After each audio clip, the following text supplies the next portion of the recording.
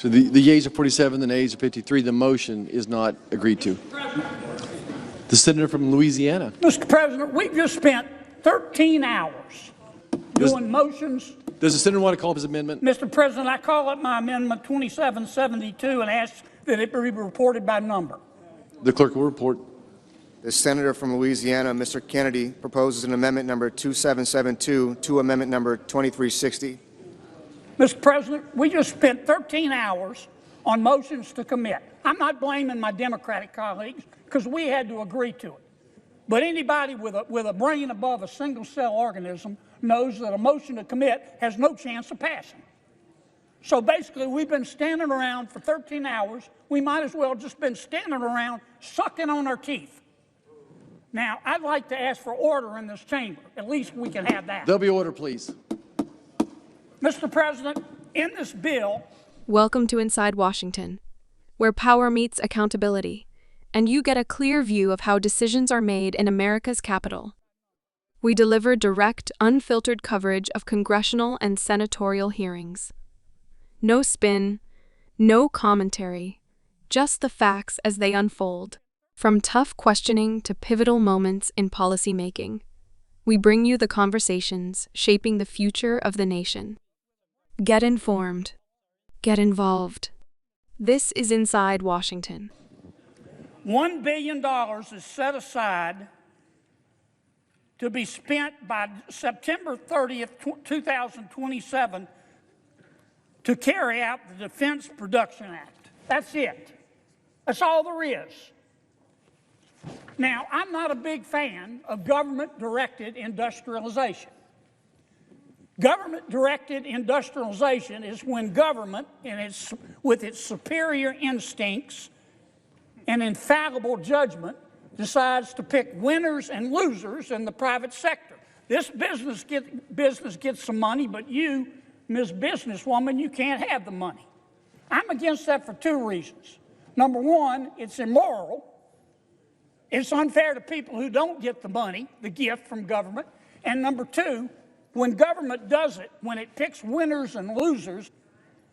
Now, I was against it in the prior administration.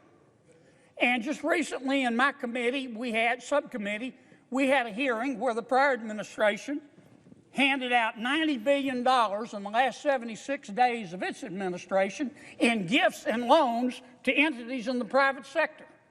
And I raised fresh hell. And now we're about to do it again. $1 billion. Now, and that's all it says, $1 billion to be spent, period. Now, I have been told that the Secretary of Energy and the Secretary of the Interior are going to decide in their unfettered discretion who's going to get this money in the private sector. And they are both two good men. I know that both of those secretaries, I voted for them. They are total ballers. I love them to death. But when I'm in Washington, I live by this adage: trust in God, but tie up your camel. Trust in God, but tie up your camel. This bill will say they can give these gifts and grants to whomever they want, but Congress has to approve them. Now, about, an hour ago, I got a call from one of my supporters, Mr. President. And you know what he said to me? He said, Kennedy, for your own good, you need to pull down this amendment. You have to pull down this amendment. Kennedy, for your own good, you have to pull down this amendment. And you know what I told him, Mr. President? I said, Scooter, there are only two things I have to do in this world: be cool and die. And I'm not pulling down this amendment. It wasn't right when it was done in the prior administration. It's not right now that we're in charge. This is Congress's job, and by God, we ought to do it, and I reserve my time.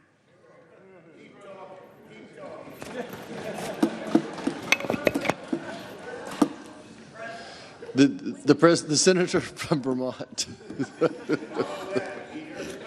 All right. I support the Kennedy Amendment,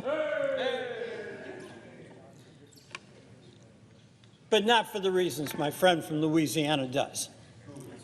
I think that there should be some flexibility and there should be some governmental policy that helps our industry. And I do agree that the president should have some power.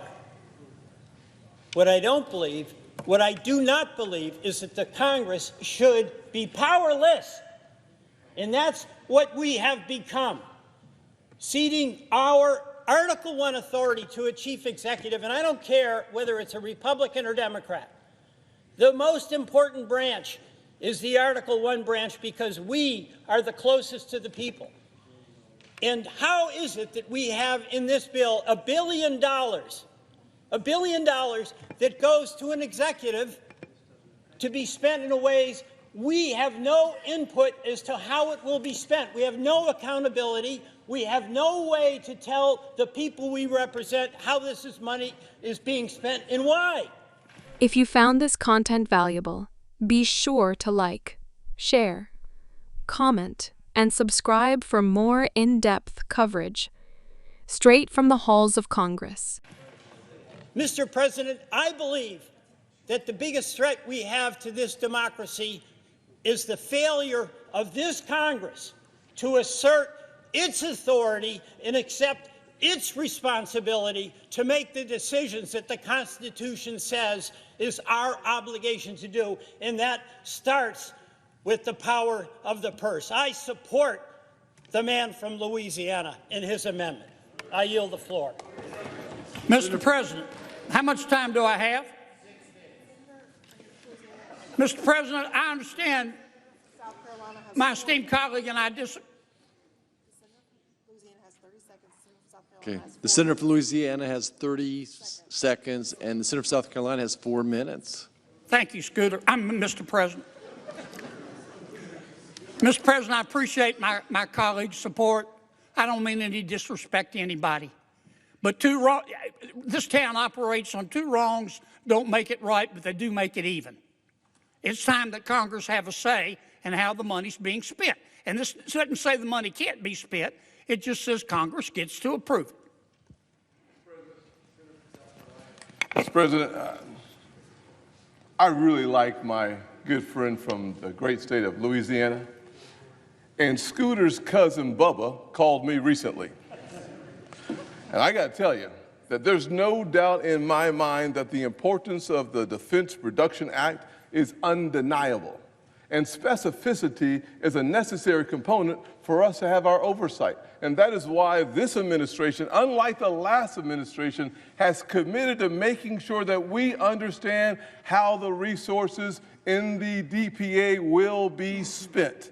We have that commitment on a quarterly basis to receive the necessary information so that we understand with great clarity and transparency how the dollars within the DPA will be spent. But here's what we also know, that we remain reliant on China for critical minerals. Here's what we know, that the United States of America, the city on the hill, remains dependent on foreign powers for our necessary resources.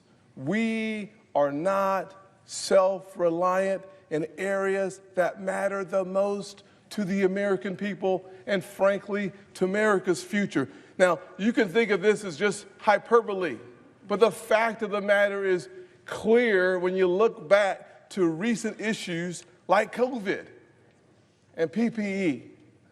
We were begging China to help the American people, Mr. President. We were begging China for medicine, masks. We cannot allow this great nation to be dependent on other nations. We must become more self-reliant. And in the spirit of self-reliance, this administration, whom I will say, I trust President Trump. I trust his word to produce the results we need for this nation, to make sure that we are self-reliant, and I trust the president to produce the information that will satisfy my good friend, Senator Kennedy. But let me close with this. We need the DPA, and we need the funding at the levels requested. We must make sure we always have the resources to produce for ourselves if there's another COVID. In the same way that we use the DPA to build levees and flood walls after Hurricane Katrina, we need to make sure we have the resources in place for natural emergencies. In the same way that the DPA was used to help protect service members who were deployed overseas from IEDs, we need the DPA. So, Mr. President, I ask my colleagues to vote no on this amendment. The pending amendment does not produce a change in outlays of revenues. I raise a point of order under Section 313B1A of the Congressional Budget Act of 1974. The Senator from Louisiana.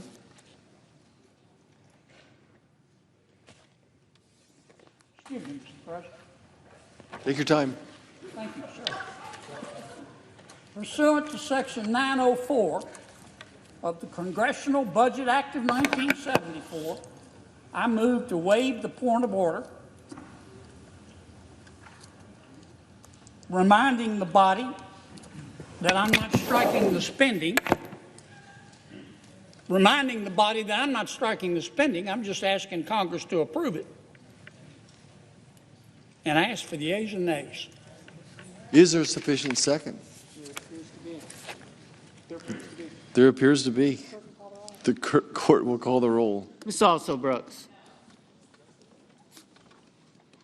Ms. Baldwin.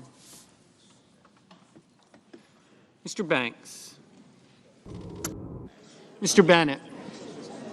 Mrs. Blackburn. Mr. Blumenthal. Ms. Blunt Rochester. Mr. Booker.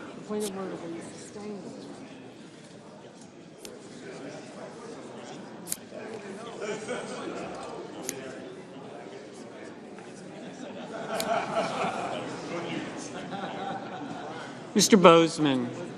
Mrs. Britt.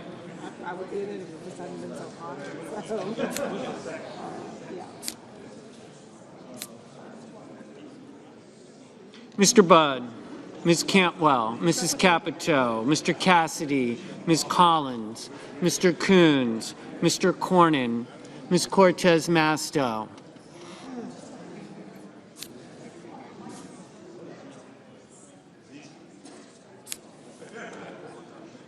Mr. Cotton. Mr. Kramer. Mr. Crapo.